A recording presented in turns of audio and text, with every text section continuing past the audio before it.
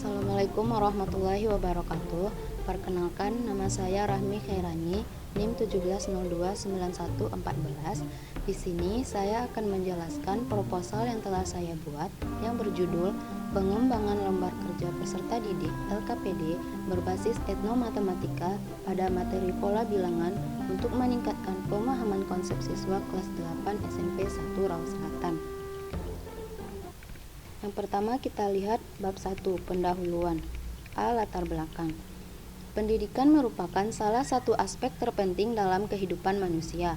Pendidikan yang baik dapat mengembangkan potensi yang dimiliki setiap individu dalam upaya mencapai kesejahteraan hidup. Pendidikan formal di sekolah memiliki kurikulum yang memuat beberapa pelajaran. Salah satunya adalah matematika. Salah satu materi yang dipelajari dalam matematika adalah pola bilangan. Sesuai kurikulum 2013, pola bilangan menempati posisi strategis dalam pembelajaran karena konsep pola bilangan sangat aplikatif dalam kehidupan sehari-hari, mulai dari pola yang sengaja dibuat oleh manusia, seperti pola pemberian nomor rumah, sampai pada pola yang ada di alam, seperti bilangan Fibonacci pada aneka hewan dan bunga. Selain itu, pola bilangan merupakan salah satu tolak ukur kemampuan akademik seseorang, karena banyak konsep pola bilangan terdapat dalam soal-soal tes potensi akademik atau TPA. Oleh karena itu, pembelajaran tentang pola bilangan di SMP merupakan titik awal siswa mempelajari dan memahami matematika pola, selain matematika angka dan matematika bangun.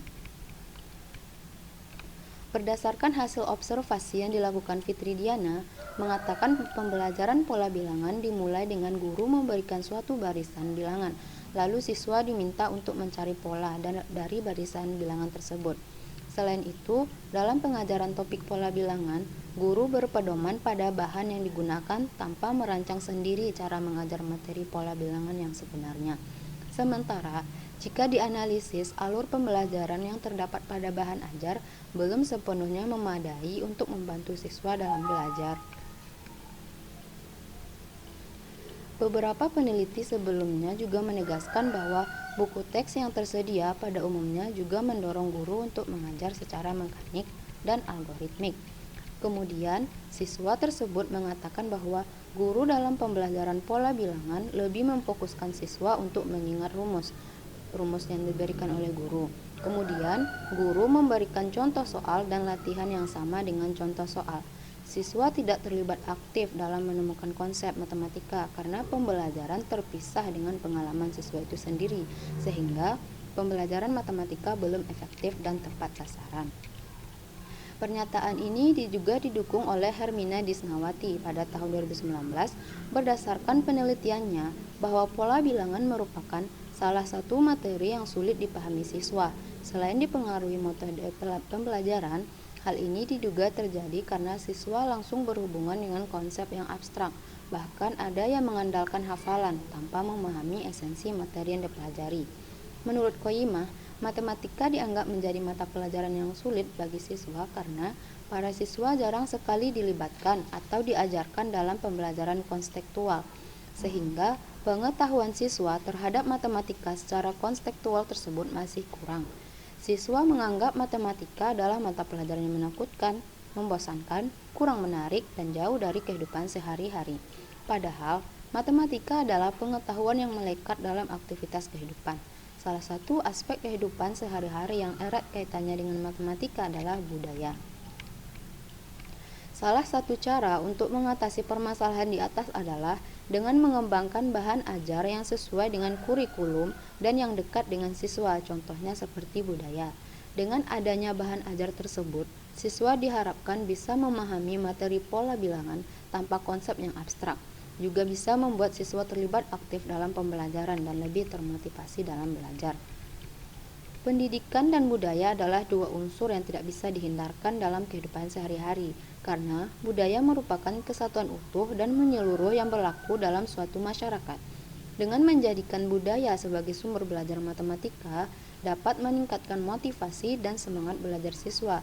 Selain sebagai sumber belajar, guru juga dapat memperkenalkan dan melestarikan budaya lokal kepada siswa di sekolah. Untuk itu, guru di sekolah dapat menggunakan pembelajaran matematika yang berbasis pada budaya. Sergio dan Panen mengatakan bahwa pembelajaran berbasis budaya merupakan suatu model pendekatan pembelajaran yang lebih mengutamakan aktivitas siswa dengan berbagai latar belakang budaya yang dimiliki, yang diintegrasikan dalam pembelajaran. Supriyadi menyebutkan ada 4 hal yang harus diperhatikan dalam pembelajaran berbasis budaya, yaitu substansi dan kompetensi bidang ilmu bidang studi, kebermaknaan dan proses pembelajaran, penilaian hasil belajar, serta peran budaya. Pembelajaran berbasis budaya lebih menekankan tercapainya pemahaman yang terpadu atau integrated understanding daripada sekedar pemahaman mendalam atau inner understanding. Dengan mengintegrasikan budaya dalam pembelajaran matematika, diharapkan dapat membuat siswa lebih memahami dan menghindari miskonsepsi matematika. Dengan memahami konsep matematika, siswa memiliki bekal dasar yang baik untuk mencapai kemampuan dasar yang lain seperti penalaran, komunikasi, koneksi, sampai pemecahan masalah. Jika siswa tidak memahami konsep matematika, maka siswa tersebut akan mengalami kesulitan untuk menyelesaikan masalah matematika yang menuntut penalaran. Begitu pula dengan kemampuan yang lain. Oleh karena itu, pemahaman konsep matematika ini perlu diperhatikan oleh guru. Untuk itu, perlunya dilakukan eksplorasi konsep-konsep matematika terhadap budaya Sumatera Barat agar bisa dimanfaatkan dan dikembangkan pada proses pembelajaran matematika, sehingga dapat menghasilkan pengetahuan dan ilmu matematika yang utuh, tertanam dan lebih bermakna. Karena untuk menanamkan konsep matematika adalah dengan membuat siswa tertarik dan tidak jenuh selama pembelajaran matematika. Salah satu caranya adalah dengan membuatkan bahan ajar yang mudah untuk dipelajari oleh peserta didik. Salah satunya adalah lembar kerja peserta didik. LKPD dipilih karena lebih praktis, muatannya fleksibel karena dapat didesain sesuai tujuan dan kondisi siswa setempat dan bisa dibuat sendiri baik oleh guru maupun peneliti. Oleh karena itu, peneliti tertarik untuk mengembangkan bahan ajar berupa lembar kerja peserta didik berbasis etnomatematika, sehingga penelitian ini diberi judul Pengembangan Lembar Kerja Peserta Didik berbasis etnomatematika pada materi pola bilangan untuk meningkatkan pemahaman konsep siswa kelas 8 SMP 1 Raos Selatan. B. Rumusan masalah. Berdasarkan latar belakang masalah di atas, dapat dirumuskan permasalahan yaitu bagaimanakah mengembangkan LKPD berbasis etnomatematika pada materi pola bilangan yang valid di SMP 1 Raos Selatan. C. Tujuan penelitian. Tujuan penelitiannya adalah untuk mengembangkan lembar kerja peserta didik berbasis etnomatematika yang valid di SMP 1 Raos Selatan. D. Manfaat penelitian. Hasil penelitian ini diharapkan berguna bagi pihak-pihak berikut ini. Pertama, bagi siswa, hasil penelitian ini diharapkan dapat mempermudah siswa memahami mata pelajaran matematika. Kedua, bagi guru, hasil penelitian ini diharapkan dapat menjadi salah satu alternatif alat bantu yang dapat digunakan guru agar pembelajaran lebih efisien, efektif, dan relevan. Bagi peneliti, hasil penelitian ini diharapkan dapat menjadi sumber ide dan referensi bagi peneliti dalam pengembangan sumber belajar dalam bentuk lain. Bagi pembaca, hasil penelitian ini diharapkan dapat menambah wawasan dan ilmu pengetahuan pembaca serta sebagai landasan untuk melanjutkan penelitian ini. E. Spesifikasi produk yang diharapkan. Produk yang diharapkan pada penelitian ini adalah bahan ajar berupa LKPD berbasis etnomatematika pada materi pola bilangan bagi siswa kelas 8 SMP 1 Raos Selatan. LKPD berbasis etnomatematika ini memiliki karakteristik sebagai berikut. Yang pertama, LKPD memuat halaman depan berupa judul materi, identitas kelompok, kompetensi dasar, indikator pencapaian kompetensi, tujuan pembelajaran, waktu pengerjaan, dan bentuk pelajar dan petunjuk belajar. Kedua, LKPD ini terdiri dari beberapa kegiatan yaitu mengamati, menanya, menggali informasi, menalar, menyimpulkan sesuai dengan pendekatan saintifik, kemudian latihan soal. Yang ketiga, kegiatan diawali dengan memperkenalkan budaya yang memuat materi pola bilangan tersebut, kemudian diberikan masalah berdasarkan budaya. Keempat, setiap kegiatan terdapat beberapa pertanyaan yang harus dijawab siswa sehingga nantinya bisa menemukan konsep dari materi tersebut. 5. Soal latihan merupakan soal yang harus dijawab siswa setelah memahami materi tersebut. Soal tersebut bisa tentang masalah-masalah pola bilangan yang terdapat pada suatu budaya, atau bisa seperti soal matematika yang berbentuk angka. Pada soal latihan disediakan tempat untuk menuliskan jawaban soal. 6. Isi LKPD baik materi maupun soal disadur dari buku Matematika kelas 8 SMP penerbit Pusat Perbukuan Departemen Pendidikan Nasional sebagai acuan utama serta beberapa budaya yang berkaitan dengan pola bilangan. Yang ketujuh, bahasa dan sajian isi materi pada LKPD berbasis etnomatematika disesuaikan dengan tingkat kemampuan siswa kelas 8 SMP 1 Rawa Selatan, sehingga memungkinkan mereka untuk belajar mandiri. Yang kedelapan, isi LKPD diketik dengan huruf Comic Sans MS agar lebih terkesan tidak formal, akrab, dan menarik dengan ukuran tulisan 12. LKPD valid dari segi isi dan konstruk. Keterbatasan pengembangan. Agar penelitian dilakukan terarah dan mencapai sasaran, untuk itu masalah penelitian perlu dibatasi. Dalam penelitian ini yang akan diteliti adalah pengembangan LKPD pembelajaran matematika yang didasarkan pada analisis kebutuhan, sehingga produk pengembangan yang dihasilkan hanya dipergunakan bagi siswa kelas 8 SMP 1 Rawa Selatan. LKPD yang dikembangkan terbatas pada satu materi, yaitu pola bilangan. Kedua, bab 2, kerangka teori. A. Deskripsi teori dan penelitian yang relevan. 1. Deskripsi teori. A. Bahan ajar. Bahan ajar merupakan segala bentuk bahan yang bisa digunakan untuk membantu pendidik dalam melaksanakan proses belajar mengajar. Bahan ajar bisa diartikan juga seperangkat sarana atau alat pembelajaran, metode, batasan-batasan, dan cara mengevaluasi yang dibentuk secara matematis dan menarik dalam rangka mencapai tujuan yang diharapkan, yaitu mencapai kompetensi atau subkompetensi dengan kompleksinya. Dalam website Dikmenjur dikemukakan pengertian bahan ajar ini adalah seperangkat materi atau substansi pembelajaran yang disusun secara sistematis, menampilkan sosok utuh dari kompetensi yang akan dikuasai siswa dalam kegiatan pembelajaran. Dengan bahan ajar memungkinkan siswa dapat mempelajari suatu kompetensi atau KD secara runtut dan sistematis, sehingga secara akumulatif mampu menguasai semua kompetensi secara utuh dan terpadu. Berdasarkan dari uraian tersebut, bahan ajar adalah segala bentuk bahan yang digunakan untuk memudahkan guru dalam menyampaikan materi dalam proses pembelajaran, sehingga tercapai tujuan pembelajaran yang diharapkan.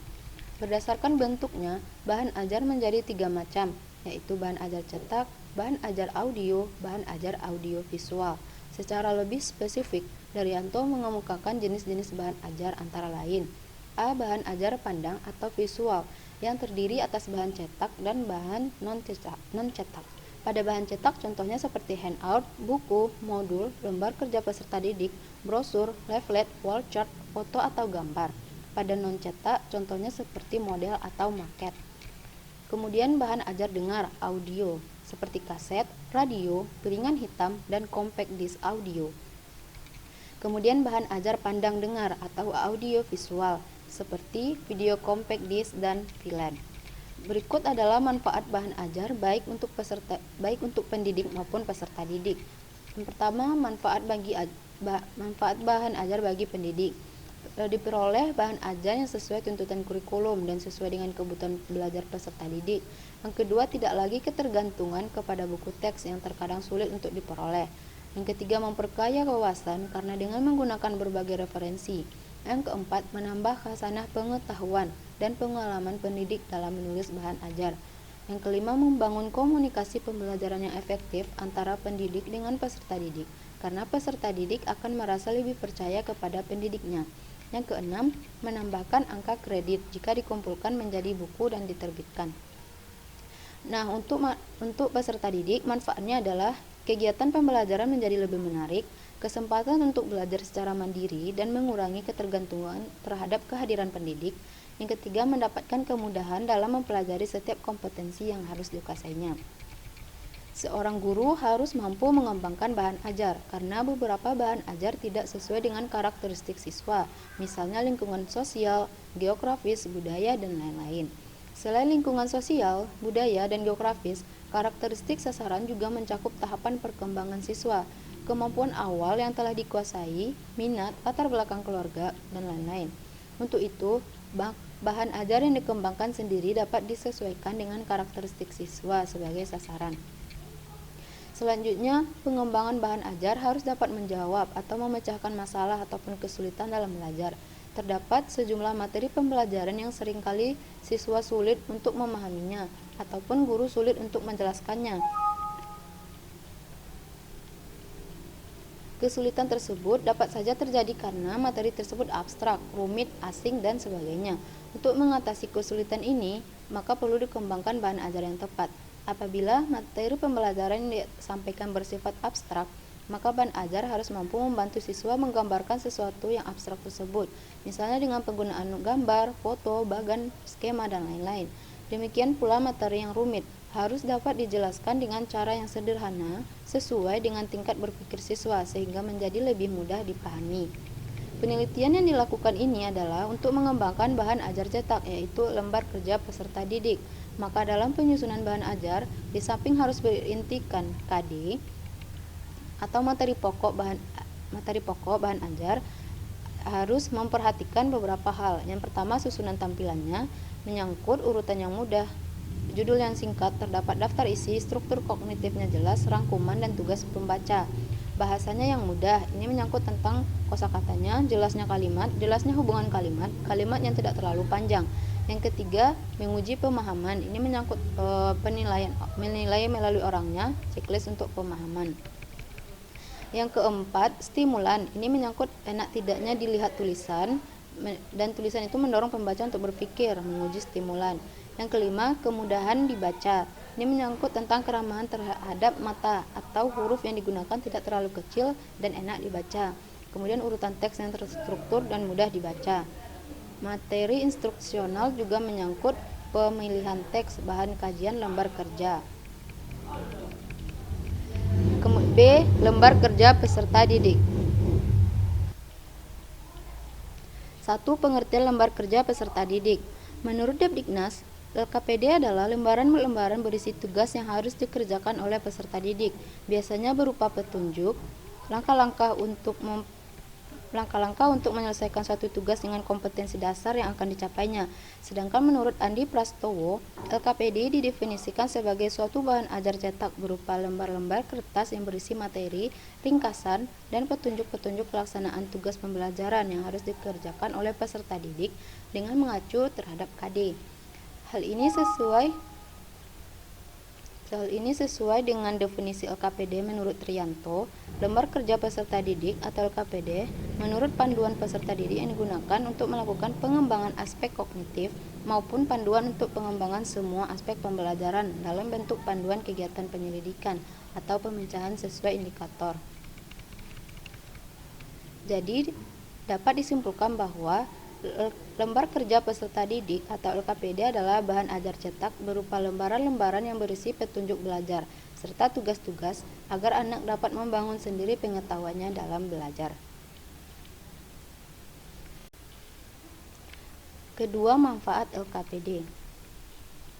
Menurut Wulandari, menyatakan bahwa peran LKPD sangat besar dalam proses pembelajaran karena dapat meningkatkan aktivitas peserta didik dalam belajar dan penggunaannya dalam pembelajaran, dapat membantu guru untuk mengarahkan peserta didik menemukan konsep-konsep melalui aktivitasnya sendiri. Manfaat secara umum, yang pertama adalah membantu guru dalam menyusun rencana pembelajaran, mengaktifkan peserta didik dalam proses pembelajaran, membantu peserta didik memperoleh catatan tentang materi yang akan dipelajari melalui kegiatan belajar mengajar, membantu peserta didik untuk menambah informasi tentang konsep yang dipelajari melalui kegiatan belajar secara sistematis, melatih peserta didik untuk menemukan dan mengembangkan keterampilan proses. Yang terakhir adalah mengaktifkan peserta didik dalam mengembangkan konsep. Yang ketiga, unsur dan syarat dari LKPD. Yunita Sari mengemukakan bahwa unsur yang ada dalam LKPD meliputi judul, petunjuk belajar, indikator pembelajaran, informasi pendukung, langkah kerja, dan penilaian. Sedangkan menurut Widayantini, LKPD sebagai bahan ajar memiliki unsur yaitu judul, mata pelajaran, semester, tepat, petunjuk belajar, kompetensi yang akan dicapai, indikator yang akan dicapai, informasi pendukung, alat dan bahan menyelesaikan tugas, langkah kerja, dan penilaian. Berdasarkan uraian pandangan mengenai unsur dalam LKPD tersebut, pada penelitian ini disintesis bahwa LKPD yang akan dibuat dan dikembangkan memuat unsur judul, KD, IPK, alokasi waktu, petunjuk belajar, materi, dan informasi pendukung, langkah kerja, dan tugas dan penilaian. LKPD dapat dikatakan layak jika memenuhi 3 syarat, yaitu syarat didaktis, syarat konstruksi, syarat teknis. Syarat didaktis berkaitan dengan terpenuhinya asas pembelajaran yang efektif dalam LKPD. Syarat konstruksi berkaitan dengan kebahasaan, syarat teknis berkaitan dengan kaidah yang telah ditetapkan. Hendro Darmojo dan Jenny R.E. Kalagis menyatakan bahwa suatu LKPD dikatakan layak jika memenuhi syarat, seperti pada tabel 1. Yang pertama, syarat didaktik. Indikatornya adalah bisa mengajak peserta didik aktif dalam proses pembelajaran, memberi penekanan pada proses untuk menemukan konsep, memiliki variasi stimulus melalui berbagai media dan kegiatan peserta didik, dapat mengembangkan kemampuan komunikasi sosial, emosional, moral, dan estetika pada diri anak. Yang kelima, pengalaman belajar ditentukan oleh tujuan pengembangan pribadi. Untuk syarat konstruksi, indikatornya adalah menggunakan bahasa yang sesuai, menggunakan struktur kalimat yang jelas, kegiatan dalam LKPD jelas, menghindari pertanyaan yang terlalu terbuka, tidak mengacu pada buku sumber di luar kemampuan peserta didik, menyediakan ruangan yang cukup pada LKPD sehingga peserta didik dapat menulis atau menggambarkan sesuatu pada LKPD, menggunakan kalimat sederhana dan pendek, menggunakan lebih banyak ilustrasi daripada kalimat, memiliki tujuan belajar yang jelas serta bermanfaat, memiliki identitas untuk memudahkan administrasinya. Kemudian syarat yang terakhir yaitu syarat teknis. Indikatornya adalah penampilan, konsistensi tulisan yang digunakan, penggunaan gambar yang tepat. 4. Langkah penyusunan LKPD.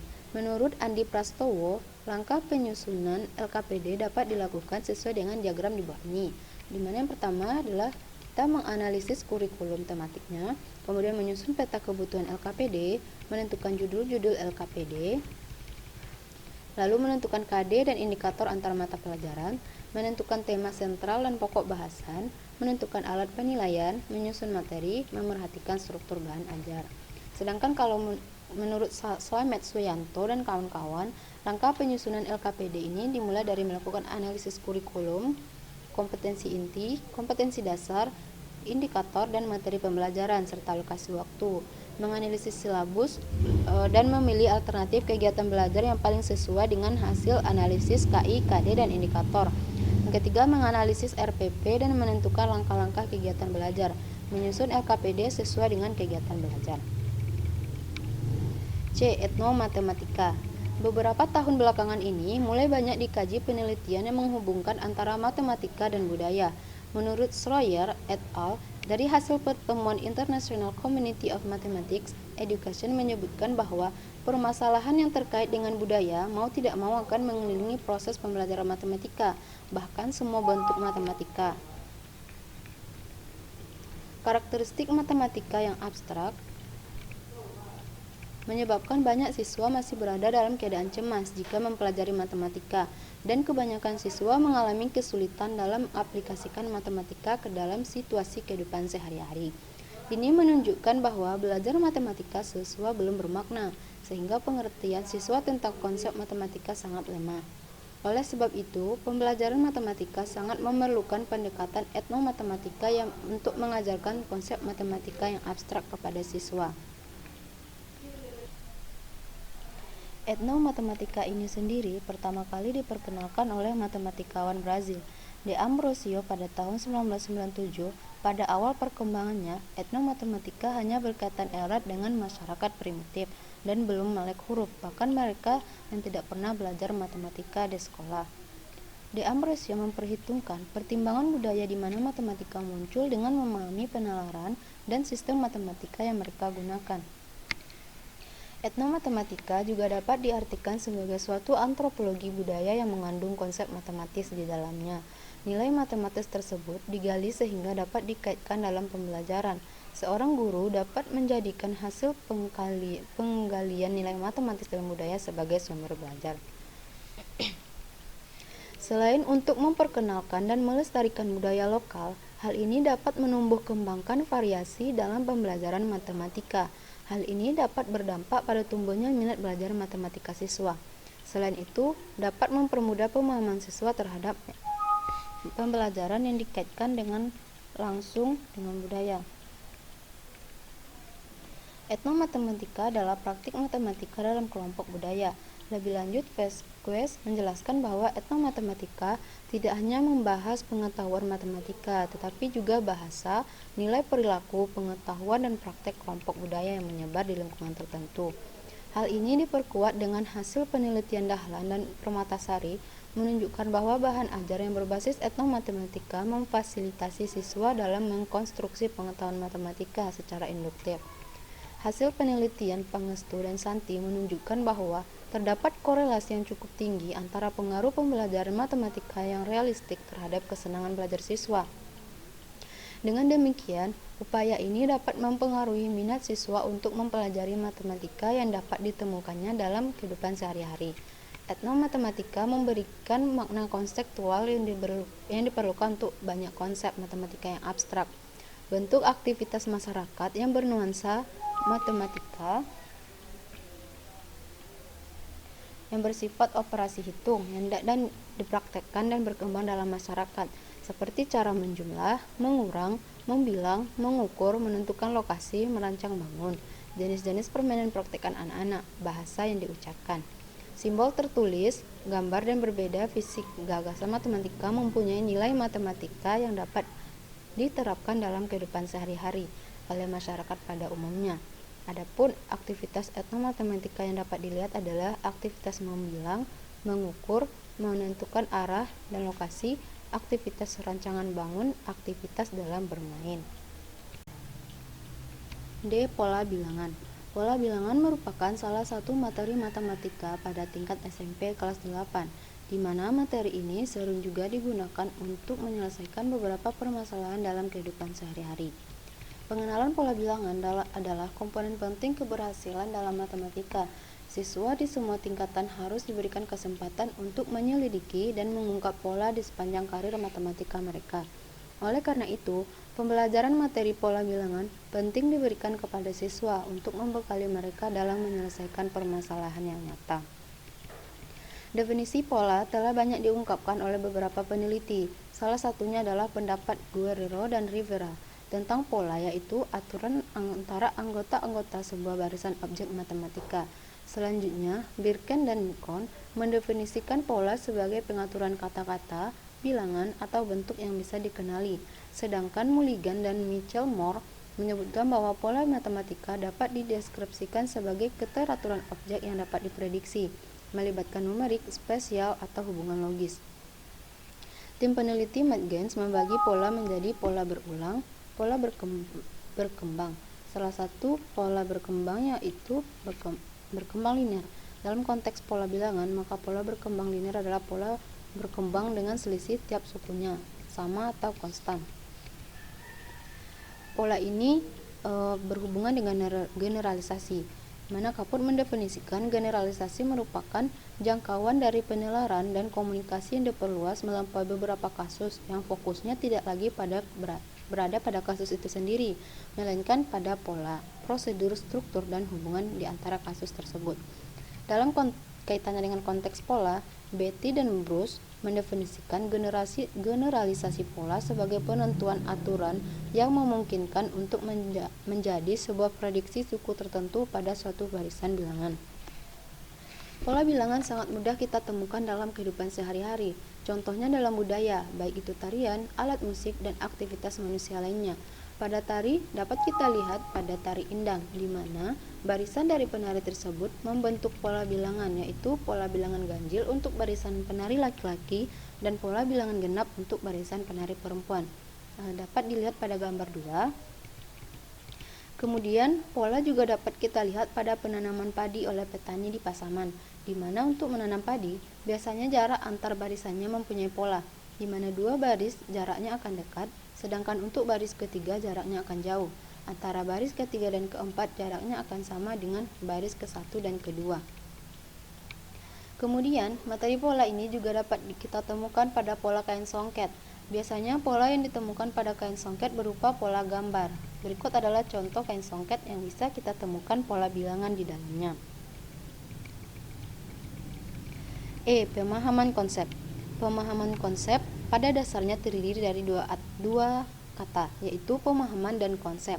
Staton dalam Sardiman mengemukakan bahwa pemahaman atau comprehension dapat diartikan menguasai sesuatu dengan pikiran. Belajar harus mengerti secara mental makna dan filosofinya, maksud dan implikasi serta aplikasi-aplikasinya, sehingga menyebabkan siswa memahami suatu situasi. Pemahaman tidak hanya sebatas sekedar tahu, tapi juga menghendaki agar subjek belajar dapat memanfaatkan bahan-bahan yang dipahami. Pemahaman yang bersifat dinamis, sehingga pemahaman diharapkan akan bersifat kreatif. Apabila siswa benar-benar memahami sesuatu, maka akan siap memberikan jawaban yang pasti atas pertanyaan-pertanyaan atau berbagai masalah dalam belajar. Sementara, definisi dari konsep yang dikemukakan oleh Sujadi adalah ide abstrak yang dapat dipergunakan untuk menggolongkan atau mengklasifikasikan sekumpulan objek. Konsep berhubungan erat dengan definisi. Dengan adanya definisi, orang dapat membuat ilustrasi atau gambar atau lambang dari konsep yang didefinisikan, sehingga semakin jelas apa yang dimaksud dengan konsep tertentu. Konsep merupakan hal yang penting bagi siswa, seperti yang diungkapkan Hamalik, bahwa konsep berguna untuk mengurangi kerumitan lingkungan. Konsep membantu kita untuk mengidentifikasi hal-hal di sekitar kita. Konsep membantu kita untuk mempelajari sesuatu yang baru, lebih luas dan lebih baru. Konsep mengarahkan kegiatan instrumental. Konsep memungkinkan pelaksanaan pembelajaran. Debdiknas mengungkapkan bahwa pemahaman konsep merupakan salah satu kecakapan atau kemahiran matematika yang diharapkan dapat tercapai dalam belajar matematika, yaitu dengan menunjukkan pemahaman konsep matematika yang dipelajarinya, menjelaskan keterkaitan antar konsep, dan mengaplikasikan konsep atau algoritma secara luas, akurat, efisien, dan tepat dalam pemecahan masalah. Cakupan untuk mengetahui berkembang atau tidaknya kemampuan pemahaman konsep matematis siswa dapat diketahui melalui kegiatan pengukuran penilaian.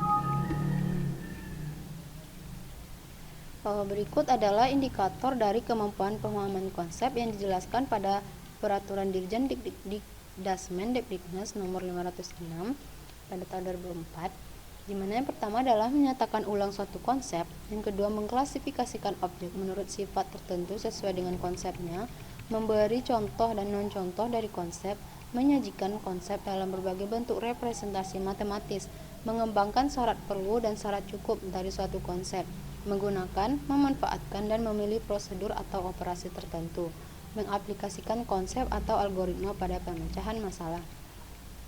Berdasarkan indikator pemahaman konsep yang telah dijabarkan di atas, maka indikator yang digunakan pada penelitian ini adalah sebagai berikut. Yang pertama, menyatakan ulang. Deskripsinya, siswa bisa mengungkapkan kembali apa yang telah dikomunikasikannya. Yang kedua, indikator mengklasifikasikan objek menurut sifat tertentu. Deskripsinya, siswa mengelompokkan suatu objek dalam kategori tertentu berdasarkan sifat yang terdapat di dalam konsep. Ketiga, memberikan contoh dan non-contoh dari konsep. Siswa memberikan contoh dan bukan contoh dari konsep tertentu. Menyajikan konsep dalam bentuk representasi matematika. Kemampuan siswa untuk menyatakan suatu objek dengan berbagai bentuk representasi yang telah dipahami. Menggunakan, memanfaatkan, dan memilih prosedur atau operasi tertentu. Kemampuan siswa dalam menyelesaikan suatu permasalahan dengan memilih dan menggunakan prosedur tertentu secara tepat. Mengaplikasikan konsep atau algoritma pemecahan masalah. Kemampuan siswa dalam mengaplikasikan suatu konsep dalam pemecahan masalah berdasarkan langkah-langkah yang benar. Berdasarkan uraian di atas, dapat disimpulkan bahwa kemampuan konsep matematis adalah salah satu kecakapan atau kemahiran matematika yang diharapkan dapat tercapai dalam belajar matematika, yaitu dengan menunjukkan pemahaman konsep matematis yang dipelajarinya, menjelaskan keterkaitan antara konsep dan mengaplikasikan konsep atau algoritma secara luas, akurat, efisien, dan tepat dalam pemecahan masalah. Yakni dapat menyelesaikan tes dalam bentuk soal-soal rutin dan non-rutin. Diharapkan siswa tidak hanya mengerti untuk dirinya sendiri, tetapi juga dapat menjelaskan ke orang lain. Pemahaman konsep tersebut bersifat dinamis sehingga dapat membantu kita mempelajari konsep sesuatu yang baru. Jadi, pemahaman konsep matematis adalah kemampuan atau kecakapan siswa dalam memahami materi matematika sehingga siswa dapat menyatakan ulang konsep tersebut sesuai dengan pemikirannya secara benar, tepat, efisien, serta dapat menunjukkan keterkaitan antar konsep yang telah dipelajari. Penelitian yang relevan. Penelitian yang relevan dengan penelitian ini adalah: yang pertama, penelitian dilakukan oleh Hermina Disnawati dan Celestina Nahak yang berjudul Pengembangan Lembar Kerja Siswa Berbasis Etnomatematika Tenun Timur pada Materi Pola Bilangan. Hasil dari penelitian ini adalah lembar kerja siswa berbasis etnomatematika pada materi pola bilangan yang valid, praktis, dan efektif meningkatkan pemahaman siswa pada konsep materi pola bilangan. Perbedaan penelitian yang akan dilakukan ini dengan penelitian ini adalah: penelitian ini hanya menggunakan satu budaya, yaitu kain tenun Timur, sedangkan penelitian yang ini menggunakan beberapa budaya. Sedangkan persamaannya adalah sama-sama mengembangkan LKPD pada materi pola bilangan. Yang kedua, penelitian dilakukan oleh Ayu Wandari dan kawan-kawan dengan judul Pengembangan Lembar Kerja Peserta Didik pada materi geometri berbasis budaya Jambi untuk meningkatkan kreativitas siswa. Hasil dari penelitian ini adalah LKPD berbasis budaya Jambi pada materi geometri valid, praktis, dan efektif. Persamaan penelitian yang akan dilakukan dengan penelitian ini adalah sama-sama menggunakan LKPD sebagai bahan ajar yang berbasis budaya, sedangkan perbedaannya terletak pada materinya, yaitu materi geometri. B. Kerangka berpikir. Pembelajaran matematika seringkali dihadapkan pada berbagai permasalahan. Salah satunya adalah siswa belum mampu memahami konsep yang abstrak dari materi yang ada pada buku teks di sekolah dan belum memfasilitasi siswa untuk belajar mandiri. Oleh karena itu, diperlukan mengembangkan suatu bahan ajar berupa LKPD yang sesuai dengan karakteristik dan lingkungan siswa. LKPD dibuat berbasis etnomatematika agar lebih menarik bagi siswa, karena dikembangkan dengan menampilkan budaya-budaya berkaitan dengan materi dan membuat pertanyaan yang dapat membantu siswa dalam membangun sebuah konsep dan menggunakan bahasa yang komunikatif. Kemudian, LKPD tersebut divalidasi oleh guru SMP, dosen matematika. Setelah itu, LKPD direvisi berdasarkan saran-saran dari validator sehingga LKPD yang dikembangkan menjadi valid. Secara ringkas, kerangka berpikir dari penelitian ini dapat digambarkan melalui diagram berikut.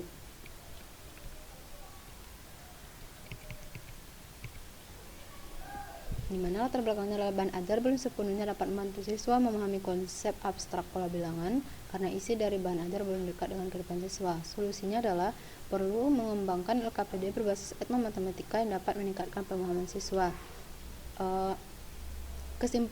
Hasil yang diharapkan adalah menghasilkan LKPD yang valid dan berbasis etnomatematika. Bab 3. Metodologi penelitian. A. Jenis penelitian. Jenis penelitian yang dilakukan oleh peneliti adalah penelitian dan pengembangan atau research dan development. Menurut Sugiono, penelitian R&D adalah metode penelitian yang digunakan untuk menghasilkan produk tertentu dan menguji keefektifan produk tersebut. Produk yang dikembangkan dalam penelitian ini bahan ajar berupa lembar kerja peserta didik atau LKPD berbasis etnomatematika pada materi pola bilangan. Desain penelitian. Model pengembangan yang digunakan adalah pengembangan model ADI yang terdiri dari 5 tahap, yaitu analisis, desain, pengembangan, pelaksanaan, dan evaluasi. Menurut Branch, model pengembangan ADI merupakan salah satu alat yang efektif untuk menghasilkan sebuah produk, dikarenakan modul pengembangan ADI ini merupakan pedoman kerangka kerja untuk situasi yang sangat kompleks, sehingga sangat tepat untuk mengembangkan produk penelitian. Tahap-tahap yang dilalui peneliti hanya sampai pada tahap pengembangan. C. Tempat dan waktu. Waktu pelaksanaan mulai dari persiapan penelitian sampai pelaporan hasil penelitian ini dilaksanakan pada semester genap tahun ajaran 2020 sampai 2021. Tempat dilaksanakan penelitian ini adalah di kampus Universitas Negeri Padang dan SMP 1 Raus Selatan Kabupaten Pasaman. D. Prosedur penelitian. Penelitian ini bertujuan untuk mengembangkan lembar kerja peserta didik berbasis etnomatematika yang valid berdasarkan tahap perkembangan yang dijelaskan Endang. Maka tahap yang dilaksanakan pada pengembangan penelitian ini adalah sebagai berikut.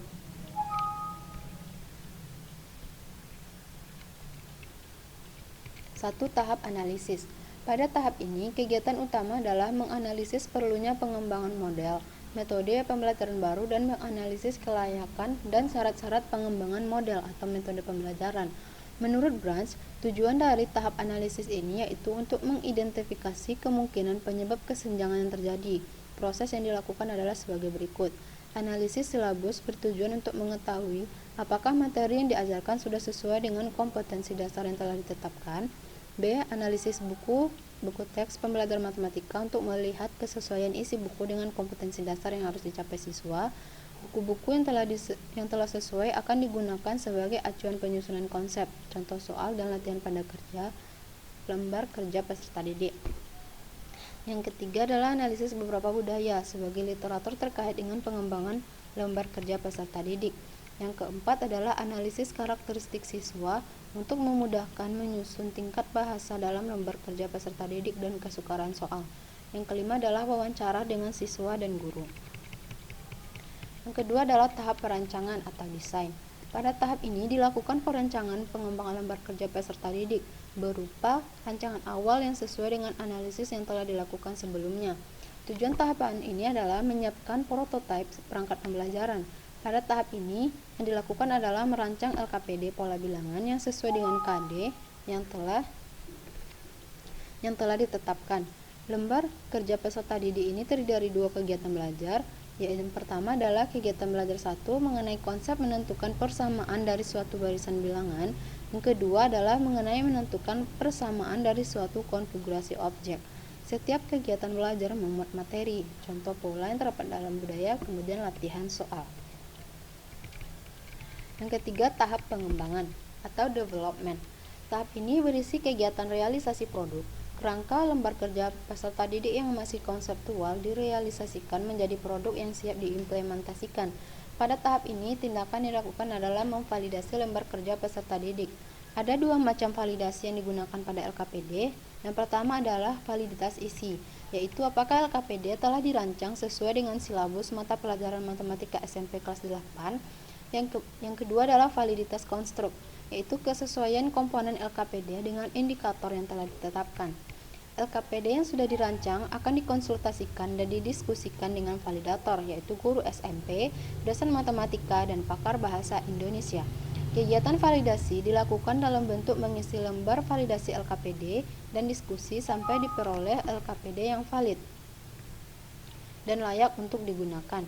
Pada tahap pengembangan ini hanya sampai tahap validasi, sedangkan tahap praktikabilitas dan efektivitas tidak dilakukan. Lembar validasi LKPD diisi oleh validator. Aspek yang divalidasi dapat dilihat pada tabel 3. Yang pertama adalah materi dalam LKPD, yang kedua adalah penyajiannya, yang ketiga adalah bahasa dan keterbacaan. Di mana metode pengumpulan datanya adalah memberikan angket validasi kepada guru SMP, dosen matematika, dan pakar bahasa Indonesia. Instrumennya ada berupa lembar validasi. Secara ringkas, alur penelitian dapat kita lihat, di mana yang pertama adalah tahap pendefinisian. Yang kita lakukan adalah menganalisis. Kemudian tahap perancangan, yaitu merancang LKPD berbasis matematika. Kemudian tahap pengembangan atau memvalidasi LKPD. Jika LKPD kita sudah valid, maka akan didapatkan LKPD berbasis etnomatematika yang valid. Jika tidak, maka dilakukan perevisian kembali ke tahap pengembangan lagi sampai dia dikatakan valid. Instrumen pengumpulan data. Instrumen yang digunakan dalam penelitian ini adalah lembar validasi. Pada penelitian terdapat lembar validasi LKPD yang berisi aspek-aspek yang telah dirumuskan pada tabel di atas. Angket penelitian ini disusun dengan skala Likert 4 alternatif jawaban, yaitu sangat setuju, setuju, kurang setuju, tidak setuju. Angket penilaian bahan ajar ini diberikan kepada dosen sebagai ahli materi dan ahli media. Manfaat penilaian ini adalah untuk mengetahui kualitas kevalitan bahan ajar dikembangkan berdasarkan aspek kualitas kompetensi bahan ajar, kebahasaan, tampilan, dan kelengkapan bahan ajar. Masing-masing aspek dikembangkan menjadi beberapa pernyataan sebagai berikut. Dimana yang pertama adalah materi, pernyataannya adalah Materi yang disajikan telah sesuai dengan kompetensi yang ingin dicapai dalam mengkonstruksi pengetahuan siswa. Konsep-konsep yang diuraikan pada materi dipertegas dengan gambar untuk membangun pemahaman siswa mengenai konsep dan prinsip yang dipelajari. Penyajian materi telah memberikan kesempatan bagi siswa untuk mandiri dalam membangun pemahaman mengenai konsep dan prinsip yang dipelajari. Materi telah disajikan dengan urutan yang sistematis agar siswa dapat menemukan konsep secara mandiri. Materi prasyarat yang disajikan pada LKPD telah mengarahkan siswa untuk belajar mandiri. Kemudian contoh soal dan soal latihan relevan dengan materi yang disajikan, serta mampu membangun pemahaman siswa mengenai konsep yang dipelajari. Yang kedua, penyajian. Kompetensi utama dan pendukung serta petunjuk penggunaan LKPD disajikan secara jelas. Secara visual, penulisan konsep, ide, istilah, dan rumus yang ada pada LKPD disajikan dengan jelas. Penyajian materi yang membahasakan gagasan yang ingin disampaikan. Penyajian materi memunculkan proses pembentukan dan pemahaman konsep. Penyajian materi melibatkan siswa secara aktif untuk menemukan konsep secara mandiri. Penyajian gambar jelas dengan warna yang bervariasi. Kemudian bahasa dan keterbacaannya. Pernyataannya adalah kalimat yang digunakan telah sesuai dengan kaidah bahasa Indonesia. Kalimat yang digunakan melibatkan kemampuan berpikir logis siswa. Struktur kalimat telah sesuai dengan tingkat pemahaman siswa.